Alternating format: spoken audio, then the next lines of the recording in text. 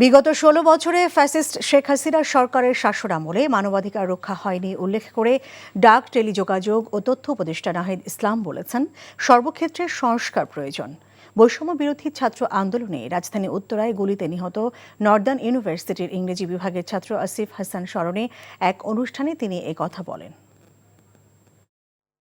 ব্যক্তির বদল হলেই কিন্তু সমস্যা মিটবে না, ব্যবস্থার বদল ঘটাতে হবে। আজকে আমাদের পুরো সামগ্রিক আমাদের কিন্তু ব্যক্তির বদল হয়েছে। আগের সরকারের জায়গায় নতুন কিছু মানুষ এসেছে, যে আমাদের প্রশাসন, আমাদের সংবিধান, আমাদের আদালত, এই সব কিছুর ভিতর দিয়ে গত 16টা বছর কিন্তু বাংলাদেশ চলেছে এবং সকল নির্বাচন চলেছে। আমাদের এই সংবিধান কিন্তু আমাদের মানবাধিকার রক্ষা করতে পারে নাই।